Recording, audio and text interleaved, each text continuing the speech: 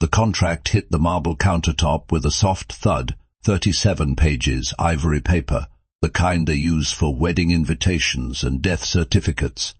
My husband stood across from me, hands in his pockets, relaxed as if he were discussing what to order for dinner.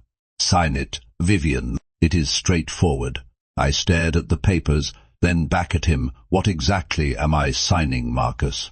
"An evolution of our marriage." He adjusted his cufflinks, the platinum ones I had bought him for our 5th anniversary.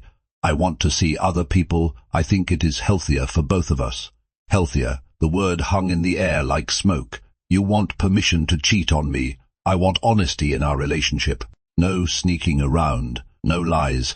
Just two adults acknowledging that monogamy does not work for everyone." My fingers gripped the edge of the counter so hard my knuckles went white. "And if I do not sign, then I file for divorce tomorrow." Marcus checked his watch. His voice did not waver. His eyes did not soften. "This way, you keep the penthouse, access to the accounts, the lifestyle. You just let me have this one thing." One thing. 7 years of marriage reduced to one thing. Who is she? That is not relevant. It is relevant to me. Marcus. A pause. Then his jaw tightened, and I saw something flicker across his face. Annoyance. No guilt. No shame. Just irritation that I was making this difficult. "Her name is Celeste. She is a consultant at Blackwood Partners. We have been working closely for a while now." "Well, does it matter?" "It matters to me." How wild, Cap Spinner. I was the problem bridge at the office. "Egg while thee or take or tate or tate. What these while does it bat die? Good Cap Atakatai. Myself, but the world kept spinning petu. These worth of our rage at night at the office." Every time he told me he was too tired, too stressed, too busy. 2 years, I whispered. Marcus stepped closer. His cologne filled my lungs, the same cologne I used to love. No, it made me want to vomit. "Look, I know this is a lot to process, but I am giving you a choice here. Sign the papers, we continue as we are, and everyone is happy. Do not sign, and you walk away with whatever the prenup allows, which, as you know, is not much." He smiled. Actually smiled. "I have a meeting in an hour. Think about it. I will need your answer by tomorrow evening." He picked up his briefcase, kissed my forehead, like I was a child being sent to bed, and walked out the door. I stood there for a long time after he left. The contract sat on the counter between me and the life I thought I knew. The city lights sparkled outside our floor-to-ceiling windows, 40 floors up. I used to love that view. No, it felt like a cage. Have you ever looked at someone you loved and realized you were staring at a stranger? Have you ever felt your entire world collapse in a single sentence? That was the night I learned something about myself. Something I had forgotten in 7 years of marriage to Marcus Keller. Something he should have remembered before he handed me those papers. I do not break, I rebuild. And what Marcus did not know, what he could not possibly imagine, was that by handing me that contract, he had just given me the key to his own destruction. If you have ever felt underestimated, overlooked, or thrown away by someone who should have loved you, this story is for you. Hit that subscribe button and stay with me, because what happens next even I did not see coming. Let me take you back to the beginning. No, the beginning of the end, but the beginning of everything. My name is Vivian Lawson. I was 34 years old when my husband asked me to sign away my dignity, but 7 years before that night, I was a 27-year-old architect with a master's degree from the Royal Academy and dreams bigger than my bank account. I met Marcus Keller at a gallery opening in the city. He was already making a name for himself in real estate development. Tall, charming, magnetic. The kind of man who walked into a room and owned it without trying. I was there representing a small architecture firm where I worked as a junior designer. We were hoping to land some development contracts, and Marcus Keller was the name everyone wanted to impress. He found me standing in front of an abstract sculpture, pretending to understand it. "You hate it," he said, appearing beside me with 2 glasses of champagne. I turned. "Excuse me, the sculpture. You are looking at it like it owes you money." I laughed despite myself. "I do not hate it. I just do not understand it. That is the same thing in art." He handed me a glass. "Marcus Keller, I know who you are. I took the champagne. Vivian Lawson, the architect. His eyebrows rose slightly. I have seen your work in the Morrison proposal, the sustainable housing concept. You looked at our proposal. I look at everything, and yours was the only one worth remembering. That was the beginning. 6 months of dinners, weekends away, grand gestures that made me feel like the center of the universe. Marcus was attentive, brilliant, devoted. He made me feel seen in a way no one ever had. When he proposed on a rooftop overlooking the city, I said yes without hesitation. When his lawyers presented a prenuptial agreement, I signed it without reading closely. I trusted him. I loved him. I believed we were building a future together. The wedding was everything I never knew I wanted. 300 guests, a dress that cost more than my car, a honeymoon in the Maldives. Marcus spared no expense. He wanted the world to see how much he adored his new wife.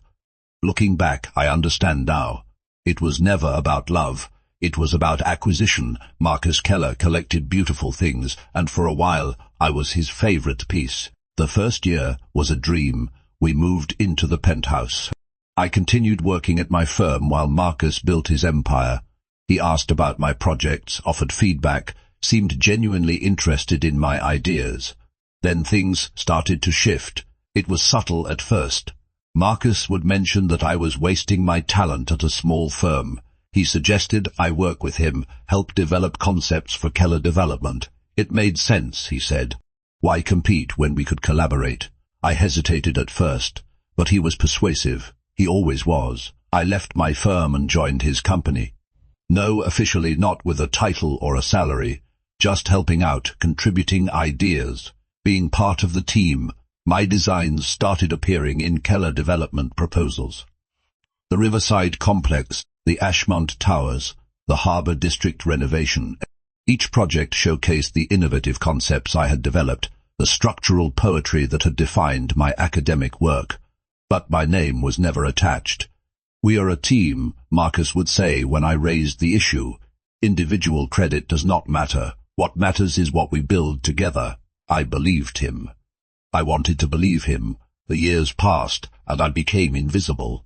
At company dinners I was introduced as Marcus's wife, never as a contributing architect. At industry events, I smiled for photos, while Marcus accepted awards for projects I had designed. I told myself it was temporary, that eventually I would get my recognition, that Marcus would acknowledge my contributions when the time was right. The time was never right. And now, standing in our kitchen with divorce papers disguised as an open marriage agreement, I finally understood the truth. I had not been building a life with Marcus Keller. I had been building his empire while he erased me from my own story. The contract stayed on the counter for hours. I could not touch it, could not bring myself to read the details that would formalize my erasure. At midnight, I poured myself a glass of wine and finally picked up the papers. 37 pages of legal language designed to trap me. Open marriage clause allowing separate romantic relationships, required attendance at public events together, maintaining appearances, asset protection provisions that ensured I received nothing beyond what the prenup allowed if I refused. The prenup. I had almost forgotten about it. 7 years ago, Marcus's lawyers had assured me it was standard, that every wealthy family required one, that it was just a formality. I had signed without reading carefully, without hiring my own attorney, without understanding that I was signing away any claim to the life we would build together. If I signed this new agreement, I could stay in the penthouse while Marcus paraded his mistress through our social circles. If I refused, I walked away with my pre-marriage savings, about $43,000, and nothing else. The furniture I had chosen, the artwork I had curated, the home I had designed from the ground up, none of it was legally mine. I had been so stupid, so trusting. At 2 in the morning my phone buzzed. A text from my college friend Lena saw the photos from the Blackwood Gala. You were not there, everything okay. I stared at the message. The Blackwood Gala, Marcus had told me it was cancelled. What photos? I typed back. 3 minutes later, a link appeared. A society page with glossy photos from the event. And there was Marcus, champagne in hand, laughing at something someone had said, his arm wrapped around a stunning brunette in a red dress. The caption read, Marcus Keller, real estate titan, with Celeste Rivera, senior consultant at Blackwood Partners. She was not a secret, maybe she never had been. I closed the laptop and sat in the darkness for a long time. In the morning, I made coffee. I did not drink and stared out at the city waking up below me, people rushing to work, to lives, to problems that seemed so much smaller than mine. Marcus came home around noon. He looked rested, relaxed, like he had slept peacefully while I had not slept at all. Have you decided? I looked at him, really looked at him. The man I had married was gone. Maybe he had never existed. Maybe he had always been this cold, calculating stranger, and I had simply refused to see it. I need more time. His jaw tightened. Vivian, this is not complicated. Sign the papers and everything continues. We both get what we want. What exactly do I want, Marcus? Stability. Security, he gestured at the penthouse around us. The life you would never have without me. I will give you my answer by tonight. He grabbed his key. I have new wages my head. I will be back by 8. Have an answer ready, late without looking back. Weasel umpers. Our room, Marcus never use, but I had, bead use, but I had. Shelves lined with architecture books, a drafting table by the window. The only space in the penthouse that felt truly mine. I searched for loopholes, escape routes, anything that would protect me. But Marcus's lawyers were thorough. The prenup was airtight. The open marriage agreement was designed to benefit only him. At 4 o'clock, I opened my wallet to pay for coffee delivery and found it. A business card I had almost forgotten about. Gabriel Thorne, founder and CEO, Thorne Capital. We had met 3 months ago at an architecture gala. I was there representing Keller Development, smiling for cameras, playing the role of devoted wife. Gabriel had approached me during a break. You designed the Riverside complex, he said. No, a question, a statement. I am sorry. The waterfront renovation, the one that won the Innovation Award last year. His eyes, grey and intense, studied my face. Your name is not on the credits, but I recognize the style, the structural poetry. I have been following your work since your thesis project at the Royal Academy. I froze. No one had ever said that to me. No one even knew. I do not know what you mean. My husband's firm handles all the design work. Your husband's firm takes credit, Gabriel interrupted quietly. But we both know who actually creates. He handed me his card before I could respond, then disappeared into the crowd. I had kept the card for reasons I could not explain. Some instinct that told me not to throw it away. Some voice in the back of my mind that knew this moment would come. No, I understood why. He dialed the number. He answered on the first ring, Vivian Lawson. His voice was warm but measured. You remember me. I remember everyone who has had their work stolen. A pause. What do you need? I had rehearsed what to say, had planned how to explain my situation with dignity and composure. But the words would not come. Instead, what came out was raw and desperate. My husband is leaving me. As to sign papers that will trap me in a marriage, will walk away with nothing. I have nowhere to go, and I have no money that is not to him. I think you know something about Marcus. I do not. It goes line that voice. Locadouge voice, low now perth. Why? Because your husband destroyed something I loved, and I have spent 5 years learning how to return the favor. Where are you? The penthouse. Stay there. I am sending a car. Why would you help me? Another pause. When Gabriel spoke again, his voice held something I had not expected. No sympathy, no pity. Understanding, because you deserve to know the truth. And because Marcus Keller has been running from justice for 20 years. It is time someone caught up with him. The line went dead. 20 minutes later, a black SUV pulled up to the building. The driver said nothing, just opened the door and waited. I climbed inside with nothing but my purse, my phone, and the business card that had become my lifeline. As the car pulled away from the building I had called home for 7 years, I did not look back. That chapter was over. Whatever came next, it had to be better than this. Can I ask you something? Have you ever taken a leap of faith when you had absolutely nothing left to lose? Drop a comment below. I would love to hear your story. And if you are not subscribed yet, now is the time, because things are about to get very interesting. The SUV drove through the city as evening fell, past the glass towers Marcus claimed as his legacy, through neighborhoods I had designed revitalization plans for. Plans Marcus had shelved because they were not profitable enough, into an area I barely recognized: old money, generational wealth. And Pista streets, line 3 stopped in front. No showmanship, Dr. Quaff of Confirth or Tentfor.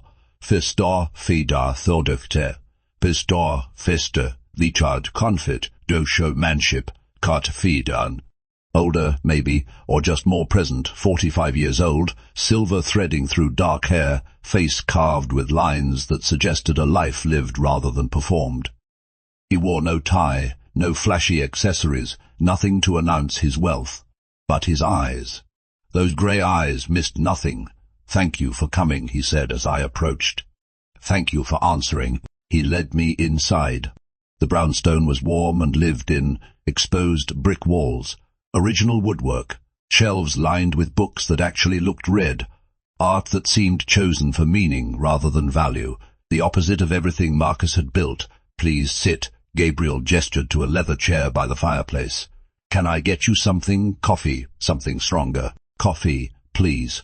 He disappeared into the kitchen and returned with 2 cups. The coffee was strong and hot, exactly what I needed. "I know you have questions," Gabriel said, settling into the chair across from me. "I am going to answer all of them. But first, I need you to understand something." "What is that?" "What I am about to tell you is going to be difficult to hear. It is going to make you question everything you thought you knew about your marriage, about your husband, about yourself." He leaned forward, elbows on his knees. "I need you to stay with me. Can you do that?" I took a breath. I have been questioning everything since last night. At this point, I just want the truth. "Good." He set down his cup. "Let me start with what you already suspect but have not wanted to admit. Your husband did not build Keller Development. You did." The words landed like stones in still water. "What do you mean?" Gabriel stood and walked to his desk. He picked up a thick folder and handed it to me. "Open it." Inside were documents, dozens of them, project proposals, design schematics, timeline comparisons.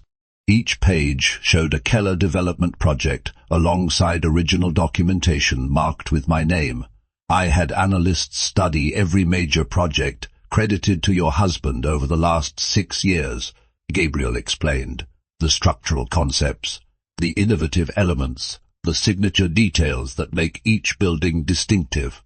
He paused. "They are all yours, Vivian, every single one." I flipped through the pages, hands trembling. There was the Riverside Complex, the waterfront renovation that had won the Innovation Award. My design time-stamped 3 years before Keller Development broke ground. The Ashmont Towers, the residential high-rise that had defined Marcus's reputation as an innovative developer. My concept sketches from 4 years ago. The Harbor District renovation, the project that had made Marcus the toast of the architecture world. My thesis project, modified and built without my name attached. He told me we were a team, I whispered. That individual credit did not matter. That we were building something together. Gabriel's eyes hardened. He told you that because he needed you to believe your brilliance belonged to him. That is not partnership, Vivian. That is theft. I stared at the documentation. 6 years of my work. 6 years of my ideas, my creativity, my genius, all claimed by a man who had promised to love and honor me. "How did you find this?" "I have resources, and I have been watching Marcus Keller for a very long time." "Why?" Gabriel was quiet for a moment. Then he walked to the window and stared out at the city lights.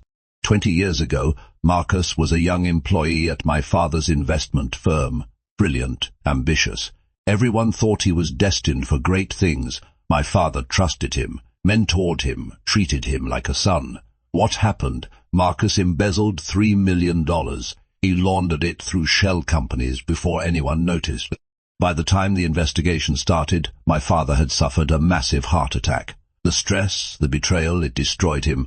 I am so sorry. He survived, barely, but the company nearly collapsed. Our reputation was in ruins. I spent years rebuilding what Marcus stole. Gabriel turned back to face me, and Marcus walked away clean, used that money to start Keller Development. Built an empire on a foundation of theft and lies. Did anyone know? Did you try to expose him? We tried, but Marcus was careful. The evidence was circumstantial. His lawyers were better than ours. He painted my father as a bitter old man making false accusations. Gabriel's jaw tightened. The case was dismissed. Marcus became a celebrated businessman. My family became a cautionary tale. So you have been waiting all this time. I have been preparing, gathering evidence, building a case that even Marcus's lawyers cannot dismiss. But I was missing one crucial element. What?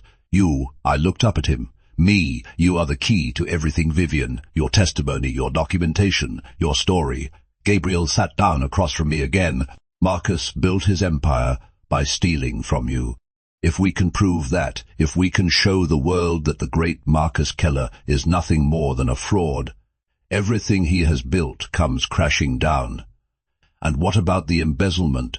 The money he stole from your father? Once his credibility is destroyed, the old evidence becomes relevant again. Investigators will take another look. Witnesses will come forward. Gabriel leaned back. Marcus has made enemies over the years. People he has cheated, manipulated, discarded. They are all waiting for someone to throw the first punch. And you want me to throw it. I want you to reclaim what is yours. I want you to take back your work, your identity, your life. He paused. Destroying Marcus is just a bonus. I sat with the folder in my hands, pages spreading out like evidence of a crime I had not known I was victim to.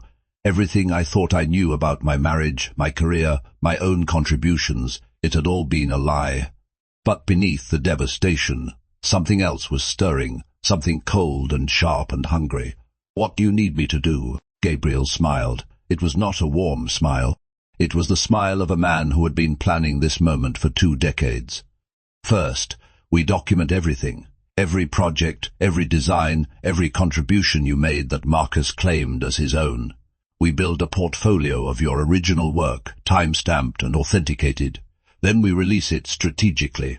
Architecture, journals first, industry publications.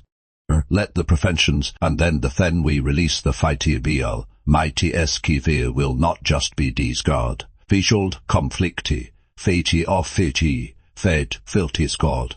P.R.M.D. will leastrolled. Confidentiales. The time we are finished be all, will not just be discard. He will be destroyed. He should have felt conflicted.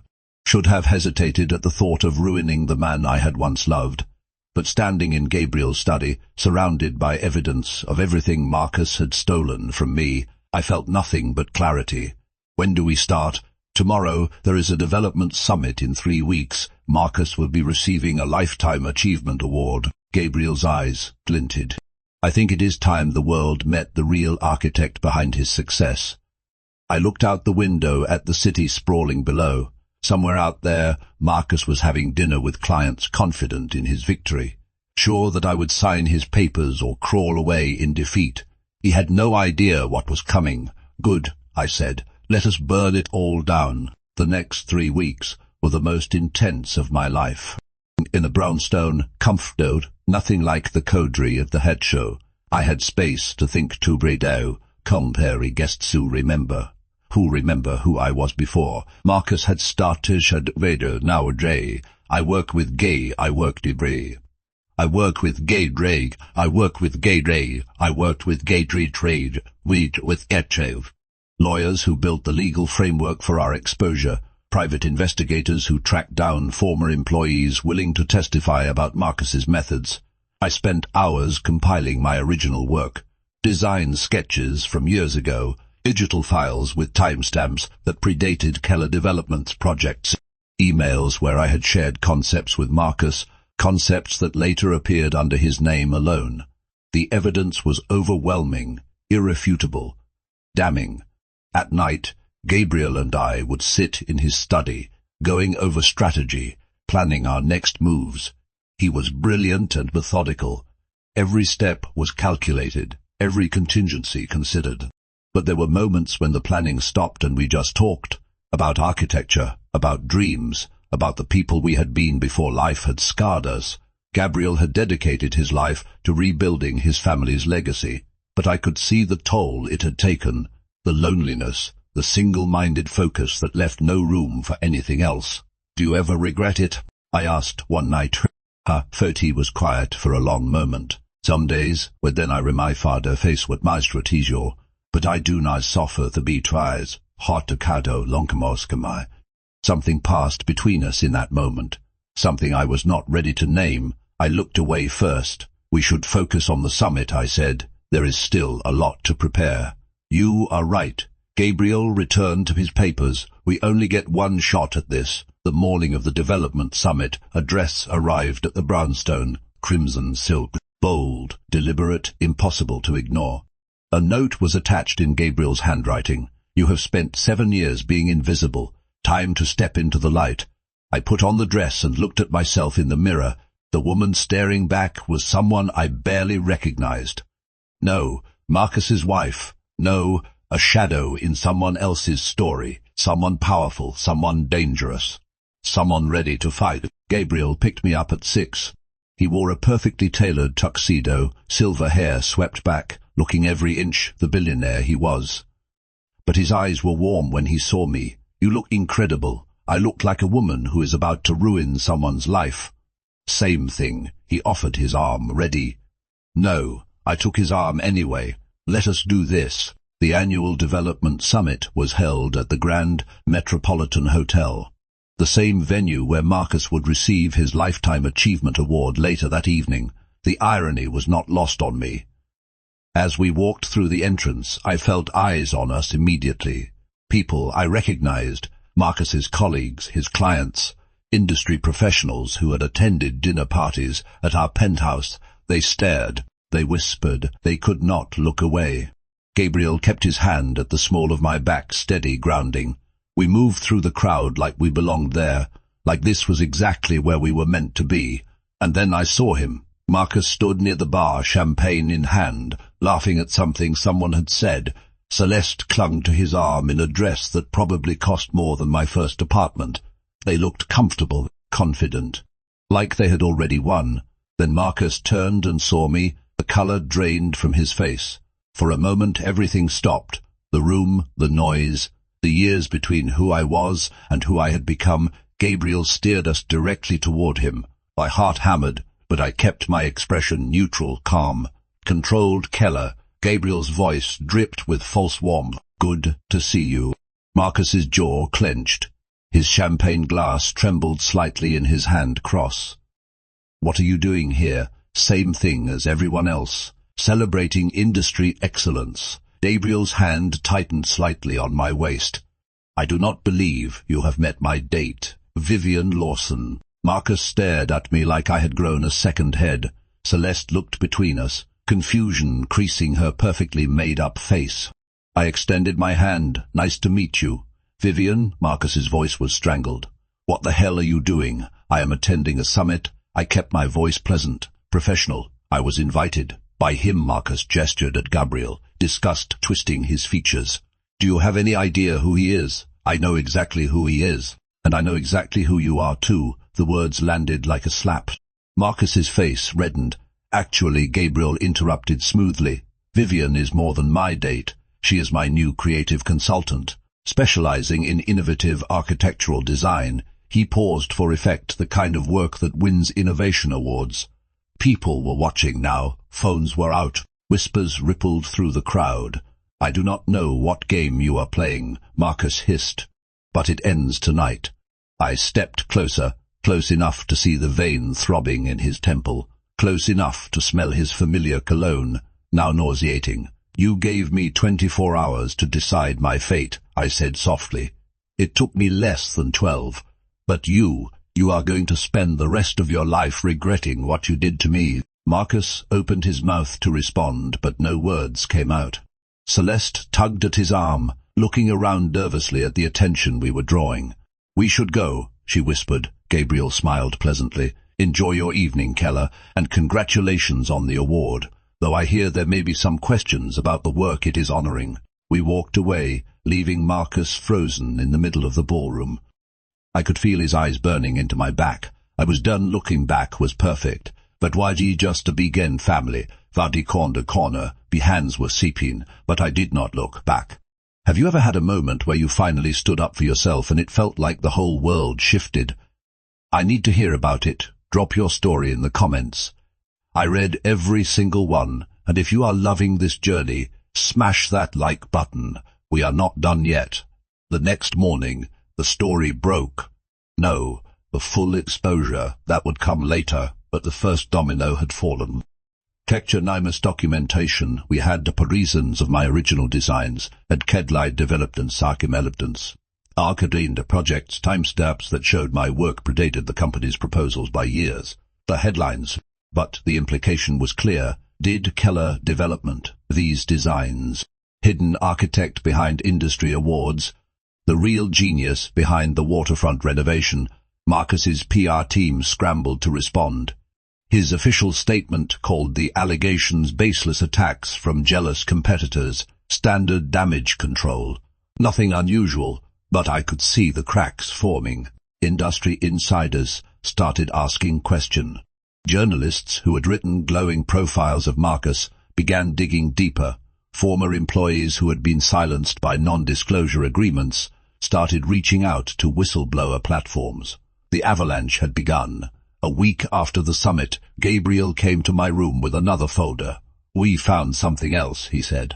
His voice was careful, controlled, but I could hear the tension beneath it. "What is it?" "Financial records. Shell companies Marcus used to launder the money he stole from my father." Gabriel set the folder on the desk. "We knew about the embezzlement, but we could never prove where the money went." "No, we can." I opened the folder. Bank statements, wire transfers. As to offshore accounts through a fate companies, is enough to vase cigars a martra then enough. Dimarkov in a vedi satro venidar, metavista gadros, and Marcus face gos egiras, maybe worse. I stared at the evidence of everything Marcus had built on foundations. His empire life, all of it the core, his ebis or about the 10 years had spent in thy cert, my face. Once this is out there, once this is out, there is no go ge shah vid, your wheel bees will change. For we do, bees will change, for bees, for do, sordy do. Ford, about the 10 years, had spended powers. The designs I had created that, the identity I had lost piece by piece until there was nothing left. I have never been more sure of anything. The financial evidence reached investigators within 48 hours. By the end of the week, Marcus's accounts were frozen pending investigation. The timing was deliberate. The architectural scandal had already damaged his credibility. No, with fraud allegations piling up, his supporters started jumping ship. Business partners released statements distancing themselves. Clients pulled contracts. Industry awards were reconsidered, and Celeste, the woman who had been so eager to replace me, she disappeared within days of the account freeze. She had wanted a billionaire, not a criminal defendant. I watched from Gabriel's brownstone as Marcus's carefully constructed world crumbled in real time. There was no satisfaction in it.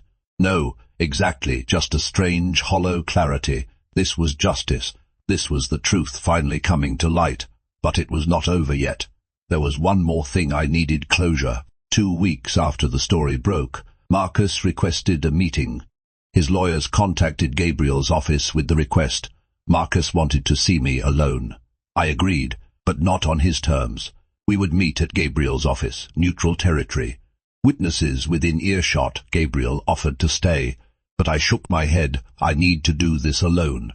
He cannot hurt me any more, I know, but be careful, I always am. No, when masked him, the confideth what's nearer was gone and was gone. In his place summer diminish, what it in die to theen. His voice cracked on my name. I gestured to the cross from me, sit down. He sat heavily, like even that small movement exhausted him. For a long moment we just looked at each other, strangers who had once shared a life, You ruined me, he finally said. No, Marcus, you ruined yourself. I just turned on the lights. His face contorted. Everything I built, my company, my reputation, my future, it is all gone. Everything you stole. I kept my voice level. Your company was built on designs you took from me. Your reputation was based on work that was never yours. Your future was bought with money you embezzled. He flinched at each accusation, but did not deny them, could not deny them. I loved you, he said. In my own way, I loved you. No, you loved what I could do for you. You loved having someone to steal from who was too trusting to see it. That is not love, Marcus. That is exploitation. His eyes glistened. I was scared. When we got married, I was already in too deep. The embezzlement, the shell companies. If anyone found out, I would lose everything. I needed your talent to keep building, to stay ahead of the investigations. So you married me to use me. I married you because you were brilliant, and I needed brilliance. He dropped his head into his hands, and then somewhere along the way, it stopped being about survival and started being about power. I liked being the one everyone celebrated. I liked the awards and the recognition and the praise, while I got nothing. I convinced myself it did not matter that you had the life, the house, the status, that giving you those things was enough. Marcus looked up at me, tears streaming down his face. I know now it was not. I know I destroyed something precious. I am sorry, Vivian. I am so sorry. I sat with his apology, letting it settle over me like dust. 5 years ago, those words would have broken me. 3 years ago, they might have made me doubt myself, wonder if I was being too harsh, too unforgiving. But now, after everything I had learned, everything I had survived, I felt nothing. Your apology does not change anything, I said quietly. It does not give me back the years you stole. It does not restore my work to my name. It does not undo the damage you caused to Gabriel's family, to all the people you cheated and manipulated over the years. I know it does not. He wiped his face with trembling hands. What happens now? I stood. Gathering my things, no. You face the consequences of your choices. The investigation will proceed. If you are convicted, you will go to prison. If you are not, you will still spend the rest of your life known as a fraud, and you. I looked at him one final time, this man I had loved, this stranger who had stolen everything. I will finally be known for what I created. My work will bear my name. My story will be told on my terms. I am taking back everything you took from me, Marcus. No, to destroy you. Just to be whole again. I walked toward the door. Vivian, wait. I paused, but did not turn around. Did you ever love me, really love me? The question hung in the air for a moment. I considered lying, considered giving him a harsh truth or a merciful deception. Instead, I gave him the only answer that mattered. I loved who I thought you were. But that man never existed, so I suppose we both fell for illusions. I opened the door. Gabriel stood in the hallway, waiting. I did not look back at Marcus, did not need to. That chapter was finished. Gabriel offered his hand, and I took it. Together we walked away, leaving Marcus alone in the conference room with the ruins of his choices. Behind us, I heard him start to cry. I did not feel triumphant. I did not feel vindicated. I just felt free. The months that followed were a whirlwind of change. The architectural community embraced me with open arms. Major publications ran features on my work, finally attributing it to me. The designs that had won awards under Marcus's name were re-evaluated and reattributed. Job offers flooded in from prestigious firms around the world. I took my time considering them, enjoying the luxury of choice for the first time in years. Gabriel and I continued working together. The investigation into Marcus's fine eyes moved forward, building toward the end his freedom along with his career. Something else was happening too. Something neither of us had planned. IDV something strategizing had become late stalking dates. Something that scared me and thrilled me in equal measure. One evening, 6 months after the summit, Gabriel invited me to dinner at the restaurant where we had first planned our campaign. I assumed it was to celebrate a milestone in the case. I assumed wrong. "Our contract is up," he said over dessert. I blinked. Contract. The agreement we made when this started. You helped me expose Marcus. We eyes held mine. We said to do, we are free to leave whenever you want. What start between us was start between us. What start between my hand, what's the court? He reached across all and took my hand. What start between us was a betway. About justice. Wronged us both, but somewhere along the way, something changed, for me, though that moved me. Woman who fused ein to break we've designed, to wad fusigned, to break wad, or be wardy, the woman, fused to break when, the woman who chose courage over comfort. The woman who made me remember there is more to life than old grudges. My eyes filled with unexpected tears. I am not asking you to feel the same, Gabriel continued. I am not asking for anything. I just need you to know the truth. If you want to walk away, take the job offers, start fresh somewhere else. I will help you do that. I will support whatever you choose. And if I do not want to walk away, then stay. No, as a partner in revenge. No, as a colleague, stay because you want to. Stay because maybe, possibly, there is something here worth exploring. I looked at this man who had given me back my life, who had seen me when I was invisible, who had believed in my work before he ever met me. Was I ready to trust again? After everything Marcus had put me through, I thought about the last 6 months. The way Gabriel listened when I talked, the way he valued my opinions, sought my input, treated me as an equal, the way he never once made me feel small or insignificant. He was nothing like Marcus, and maybe that was exactly what I needed. I have spent 7 years having my choices made for me, I said slowly. Being told what to feel, what to want, who to be. I know, and I do not want to Gabriel. I squeezed his hand to stop him. I am saying I need to make this choice for myself, truly for myself. Of course, I pulled my hand back and I saw the flash of hurt in his eyes before he could hide it. Ask me again, I said. He frowned. What? Ask me to stay. Ask me because you want me, not because we shared a mission. Ask me as Gabriel, not as my rescuer or my partner. Justice, just ask me. Understanding dawned in his eyes. He reached for my hand again, and this time his touch was different, tender, vulnerable. Vivian Lawson, will you stay with me? No, for revenge. No, for strategy. Just because I love you, and I want to see what we could become together. I smiled through my tears. Yes, I want to stay. Because somewhere along the way, between the planning and the plotting and the taking down of Marcus Keller, I fell in love with you too. Gabriel's face transformed. The controlled, calculating billionaire disappeared. In his place was just a man, hopeful and happy and more open than I had ever seen him. You mean that? I do not say things I do not mean, no, anymore. He came around the table and kissed me, our first real kiss. The restaurant fell away. The world fell away. There was only this moment, this man, this choice I was making freely. When we finally pulled apart, both of us were breathing hard, so Gabriel said, grinning in a way that made him look 10 years younger. What now? I laughed. No, we stopped pretending. No, we make this real. And we did. A year later, Gabriel proposed no, at a fancy restaurant or a glamorous gala, in his study, surrounded by books and coffee cups, on a random Tuesday afternoon.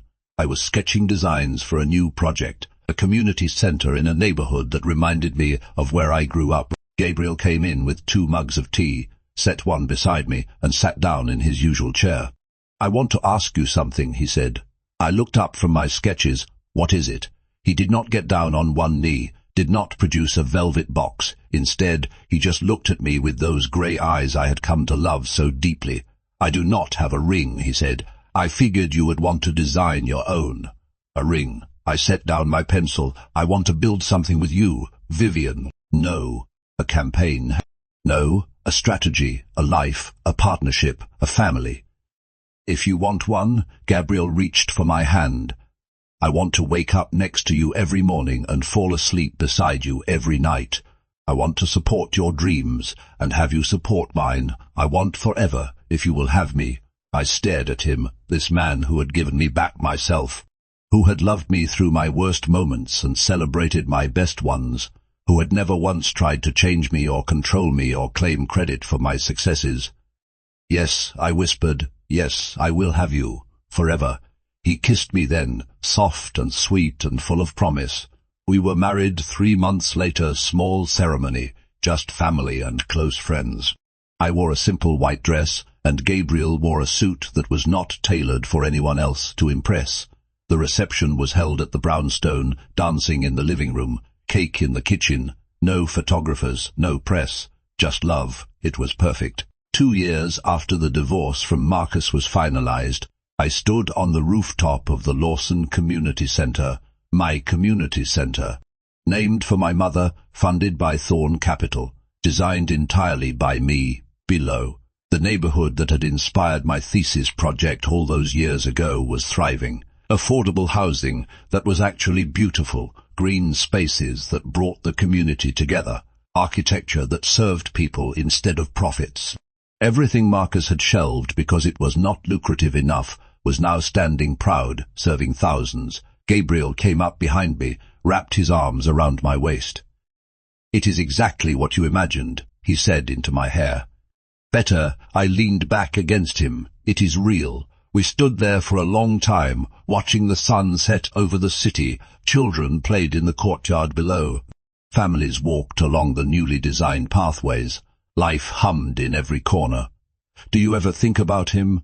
Gabriel asked quietly. "Marcus, I considered the question. It had been 2 years since the trial.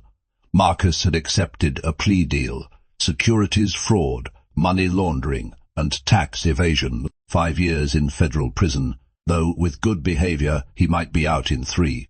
I had not attended the sentencing, did not need to. Sometimes, I admitted, but not with anger anymore. No, with hurt. I think about who I was when I was with him, how small I had become, and then I think about who I am now, and I feel grateful for the lesson. I turned in his arms to face him. If Marcus had not shown me his true colors, I might have spent my whole life invisible. I might never have found my own voice. I might never have found you. Gabriel smiled, cupping my face in his hands. Then I suppose I owe him a thank you note. Let us not go that far. He laughed and kissed me. Below us, the community center buzzed with life. Inside me, the wounds that Marcus had inflicted were finally healed. No, forgotten, no, erased, but transformed into something stronger. I had learned that power was not given, it was claimed. I had learned that love was not demanded, it was earned. I had learned that the best revenge was not dramatic or violent, it was simply thriving. Marcus had tried to erase me. Instead, he had created his own ending, alone, diminished, forgotten, and I had written my own story. Every chapter, every character, every beautiful, uncompromising word. Mine here is what I need you to understand. And this is not just a story. This is a truth I learned the hard way, and I am giving it to you for free. The people who try to break you, they are not your ending. They are your origin story. Someone may have tried to take credit for your work. Someone may have made you feel small or invisible or worthless. One may have convinced you that without them, you are nothing, you are dato of your life. You design the structures. You build the foundations. You decide what stands and what falls. Mater faudu.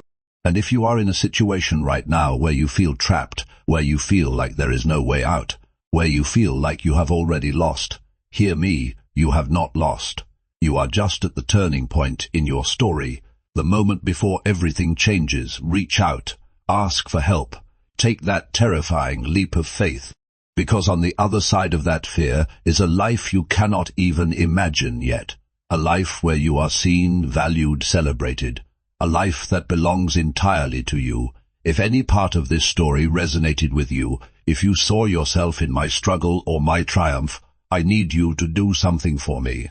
Share this video with someone who needs to hear it. You never know who is sitting in their own penthouse prison right now, thinking they are stuck forever. And if you have not subscribed yet, join this family. We tell stories that matter here. On the day of our first wedding anniversary, Gabriel gave me a gift. It was not jewelry or flowers or anything expensive. It was a framed photograph, The picture showed a building I had designed. No, the community center, no, any of the projects I had completed in the past 2 years. It was my thesis project, the original one, the sustainable housing concept I had created in school and believed was lost forever. Beneath the photograph was a note: construction begins next month. Your vision, your name, your legacy. Happy anniversary, my love. I cried for an hour. That building stands now in the heart of the city. 400 affordable housing units, built to the exact specifications I had dreamed up as a student. A plaque at the entrance bears my name, Vivian Thorne, architect and visionary. Every time I pass it, I think about the young woman who designed it, the one who had no idea what her future held, the one who would be married to a man who stole her work, broken down and built back up, tested beyond anything she could have imagined. I wish I could go back and tell her it would be okay, that the pain had a purpose, that everything she was about to endure would lead her exactly where she was meant to be. But maybe that is not how it works. Maybe we have to live through the fire to become who we are supposed to be. Maybe the struggle is the point. I am not the woman I was when this story started. I am stronger, wiser, more certain of my own worth. I have a husband who loves me for exactly who I am, a career that fulfills me, a legacy that will outlast me. And I have this story started, a story of betrayal and resilience, of darkness and light, of a woman who was thrown away and chose to rebuild herself into something magnificent. That woman is me. And maybe, if you let it, this story can be yours too. Because here is the final secret, the one I learned standing on that rooftop, looking out at the life I had built from ashes. You are not defined by what happens to you. You are defined by what you do next. So do something brave, something true, something that scares you a little and excites you a lot. Your story is not over, it is just beginning, and I cannot wait to see what you build. If this story moved you, let me know in the comments what moment hit you the hardest. And please, like this video, share it with someone who needs to hear it, and subscribe if you want more stories like this one. I am Mr. David. This is Mr. David Love Stories, and I will see you in the next one. Take care of yourself, and never let anyone make you forget who you are.